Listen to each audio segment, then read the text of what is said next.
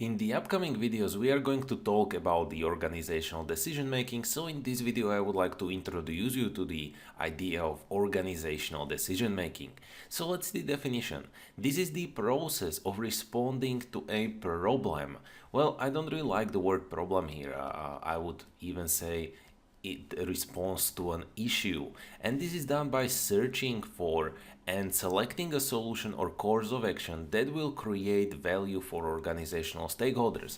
As you can see, we again have this phrase over here, creating value for organizational stakeholders. So you see that really everything in the organization should happen so that our stakeholders are more and more satisfied, whether those are our managers, employees, shareholders, or customers. Now, as you can see, so we are going to have some issue or problem, and we are going to search for and select a solution. I think it's quite simple.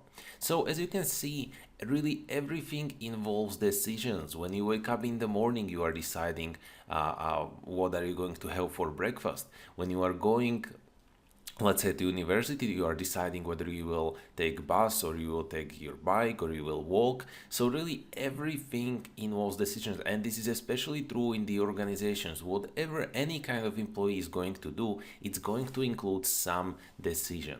Now, there are two kinds of decisions in the organizations. There are program decisions and non-program decisions. And there is a very big difference between these.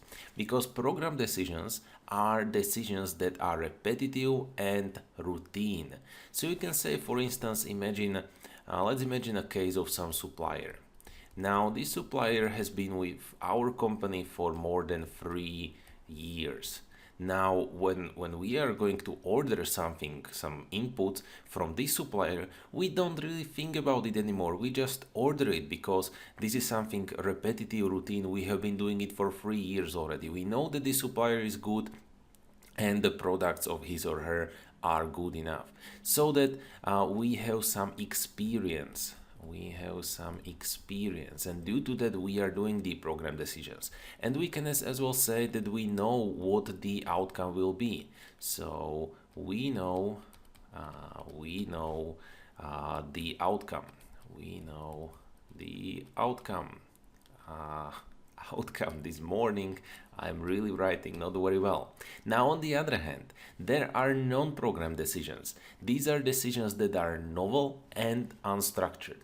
So if you can imagine, you can have some new supplier, or you are considering if you are going to order the inputs from some new supplier who has not been making deals with your company. So you have no experience with such supplier, and you don't know what the outcome will be.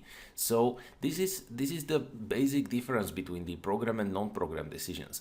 Now, both of these are very important because both of them have some sort of advantages for the company. Program decisions allow for increased efficiency and cost reduction.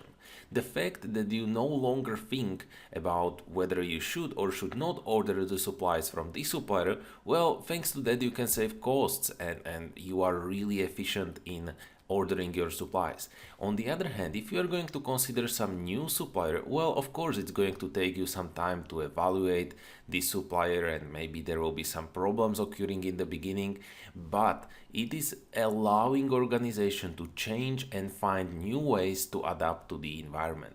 So as you can see, both of these are important for organization, and there is always going to be some sort of mix between two. So in the upcoming videos, we are going to talk about various models, but in this one I wanted to give you a brief introduction. So I hope it worked well.